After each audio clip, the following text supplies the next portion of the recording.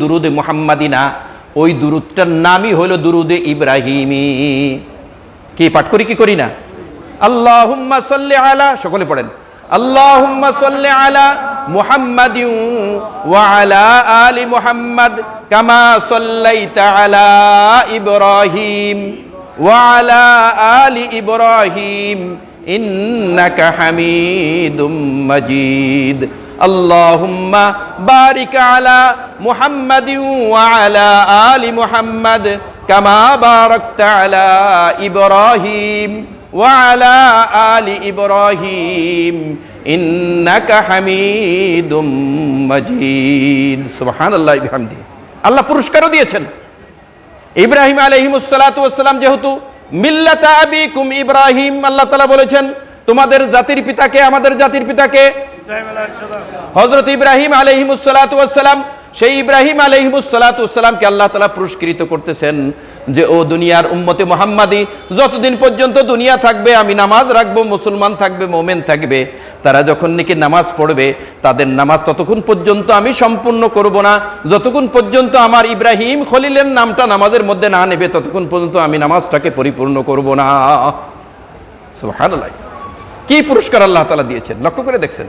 এই জন্য আল্লাহ তাআলা এটা করেছেন, জান দিয়া দেওয়ার জন্য ছোটবেলার থেকে প্রস্তুত, আগুনের মধ্যে ঝাঁপ দেওয়ার জন্য প্রস্তুত। আগুনের মধ্যে ঝাঁপ দিলে জান যাবে না। ইব্রাহিম আলাইহিস সালাতু ওয়াস সালাম তো আলিমুল গায়ব ছিলেন না, যে উনি আগেই জানতেন যে আগুনের মধ্যে আমি ঝাঁপ দিব অথচ আমি মরবো না, আমি পুড়বো না, আমি ধ্বংস হয়ে যাব না, আমার মৃত্যু হবে না, এরকম কি আগেই আল্লাহ তাআলা জানাইছিলেন নাকি? না না না, আল্লাহ তাআলার হুকুম পালন করতে হবে। আল্লাহ বলেছেন ইব্রাহিম তোমাকে করতে হবে, তাই তিনি করেছেন। কিন্তু কখনোই চুয়াচেরা করেন নাই, মাথা নিচু করেন নাই, এবং বলেন নাই আল্লাহ একটু শিথিল করে দেন, এত গরমের মধ্যে যাইতে পারি নাকি, অন্যভাবে দেন, পানির মধ্যে দেন, ডুইবে মরি, কিন্তু আগুনের মধ্যে দিয়েন না, বেশি কষ্ট হবে না। কিন্তু বলেন নাই আল্লাহ আপনি যেটা মুনাসিব মনে করছেন সেইটার মধ্যে আমি ঝাঁপ দিতে প্রস্তুত। ঝাঁপ যখন দিয়েছেন তখন আল্লাহ সুবহানাহু ওয়া তাআলা বসেছিলেন না, আল্লাহ সুবহানাহু ওয়া তাআলা আগুনকে অর্ডার দিয়ে দিলেন, কুলনা ইয়া নারু কুনি বারদাউ ওয়া সালামান আলা ইব্রাহিম। আল্লাহ তাআলা বললেন, আমি বলে দিলাম কুলনা ইয়া নারু কুনি বারদা, ও আগুন তুমি ঠান্ডা হয়ে যাও।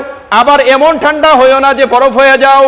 সঙ্গে সঙ্গে আবার ইব্রাহিম ওখানে ফ্রিজের মধ্যে যেরকম নাকি রক্ত জমে যায় এরকম না হয়ে যায়। আল্লাহ তাআলা সঙ্গে সঙ্গে বলে দিলেন কুলনা ইয়া নারু কুনি বারদাউ ওয়া সালামা, শান্তিদায়ক ঠান্ডা। ঠান্ডাটা কি হবা? শান্তিদায়ক ঠান্ডা। এমন ঠান্ডা না যে বরফে আবার কি হয়ে যায়, জমে যায়, স্ট্যাচু হয়ে যায়, মূর্তির মতো হয়ে গেল বরফ জমে। কি মানুষ কি ঠান্ডায় মরে না? হ্যাঁ, শুধু গরমেই মরে নাকি? ঠান্ডায়ও মানুষ বরফে জমে মারা যায়। তো আল্লাহ তাআলা এই পুরস্কার আল্লাহ তাআলা দিলেন। আল্লাহু আকবার। জান দেওয়ার জন্য প্রস্তুত। আমরা কি এখন জান দেওয়ার জন্য প্রস্তুত নাকি? সবচেয়ে বড় ভয় জান দেওয়া আমাদের। কি বলেন? সবচেয়ে বড় ভয় কি? জান দিয়ে দেওয়া হলো আমাদের সবচেয়ে বড় ভয়। আমাদের জীবনে জান দেওয়ার চেয়ে বড় ভয় আর জন্য কিছু নাই, এরকমই একটা ভাব। জানের পরোয়া আমরা এরকম ভাবে করি না। আল্লাহু আকবার। আল্লামা ইকবাল সাহেব রহমাতুল্লাহি আলাইহি নাম আমরা শুনেছি মনে হয়। বিশ্বকবি আল্লামা ইকবাল সাহেব রহমাতুল্লাহি আলাইহি বলেন, जिस दौर पे नाज़ा थी दुनिया, जिस दौर पे नाज़ा थी दुनिया, अब हम वो ज़माना भूल गए, औरों को जगाना याद रहा, खुद होश में आना भूल गए। मुँह देख लिया आईने में पर दाग ना देखा सीने में, मुँह देख लिया आईने में पर दाग ना देखा सीने में, दिल ऐसा लगाया जीने में, मरने को मुसलमान भूल गए। বড় দরদ দিয়ে উনি কথাগুলোকে বলেছেন। বলতেছেন যেই জমানাকে সামনে রেখে আমাদের ওয়াজ নসিহত, সেই জমানার কথা, ওমরের কুরবানির কথা, সাহাবায়ে কেরামের জান দিয়ে দেওয়ার কথা, সেই জমানার স্বর্ণ যুগ, সোনালী যুগ, ওই যুগ নিয়ে আমরা খুব অহংকার করি, খুব গর্ব করি। মুসলমানদের যুগ, মুসলমানদের উত্থানের যুগ, মুসলমানদের সোনালী যুগ, স্বর্ণের যুগ, সেই যুগের কথা বলে আমরা খুব গর্ববোধ করে থাকি। কিন্তু গর্ববোধ করলে কি হবে? ওই যুগের কিরদার যেটা আছে, ওই যুগের কাজ যেটা আছে, এটা বলতেছেন আব হাম ও জামানা ভুল গে, আমরা সেই জামানার কাজগুলোকে কিন্তু ভুলে গেছি। আও রুকো জাগানা ইয়াদ রাহা, অন্যকে হুঁশিয়ার করার কথা মনে আছে, লেকিন খোদ হোশ মে আনা ভুল গে, আর একজনের দোষ দেখতেছি, আর একজনে কি করে না, আর একজনে কি করে এটা দেখতেছি, কিন্তু নিজের খবর কিন্তু রাখি না। কি বলেন, ঠিক কিনা বলেন? হ্যাঁ, ওই কি করে ওরা, এই ঠিক করে হুজুররা কি করে, কমি মাদ্রাসাওয়ালা কি করে, আলী মাদ্রাসাওয়ালা কি করে, তবলিগওয়ালারা কি করে। আরে ভাই, আমি চায়ের দোকানে বসে বসে টিভির সামনে আমি কি করি, এইটা কিন্তু খবর নাই। কিন্তু আর একজনের পিছনে পিন লাগানোর জন্য সবসময় প্রস্তুত, এই কথাটাই এখানে বলেছেন।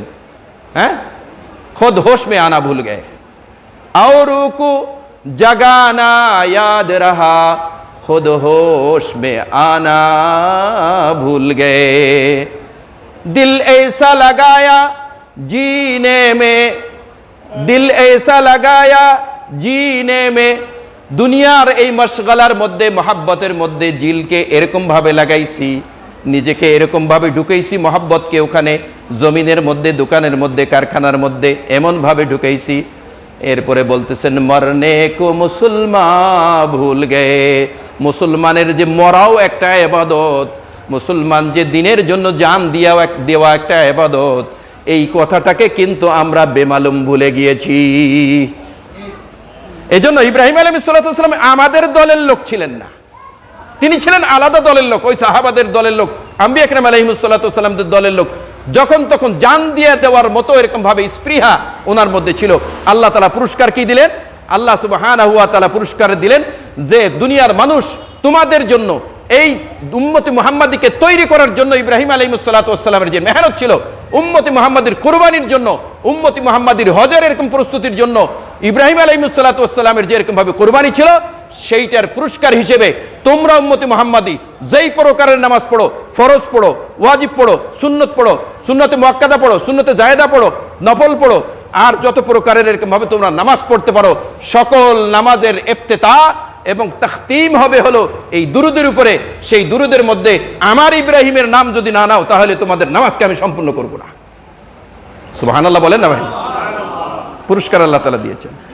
ভাইরা আমার, এরপরে আল্লাহ সুবহানাহু ওয়া তাআলা দেখেন, লিল্লাহ, হযরত ইব্রাহিম আলাইহিস সালাম বয়স 86। কত বছর বয়স? মাত্র 86 বছর বয়স।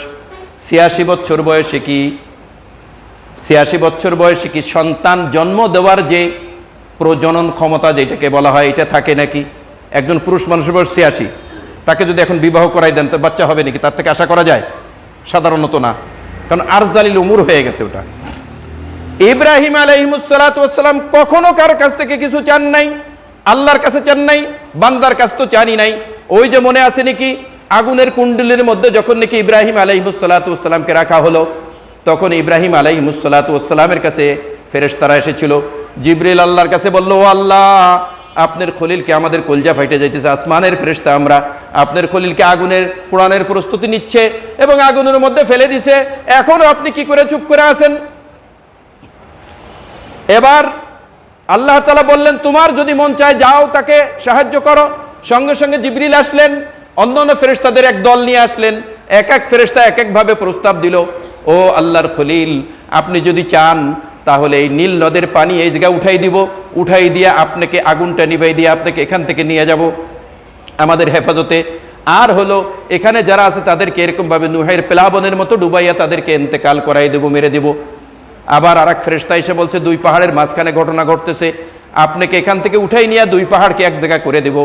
বাতাসের ফেরেশতা এসে বলল, এদের প্রত্যেকটা ঘরের মধ্যে আগুন ঢুকাইয়ে দেব, এই আগুন তাদের জ্বলনের কারণ হয়ে যাবে, আপনাকে জ্বালানোর জন্য, আপনাকে পোড়ানোর জন্য করছে, এখন আর আপনি পুড়বেন না, বরঞ্চ তাদেরকে পোড়াইয়া জ্বালাইয়া বর্ষ করে দেব, তাদের বংশ একদম ডিম বাচ্চা সব কিছু ধ্বংস করে দেব।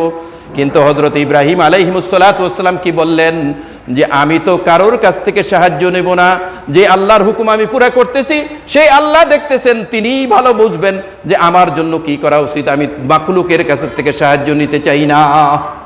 কেমন ঈমানওয়ালা ছিলেন ইব্রাহিম আলাইহিস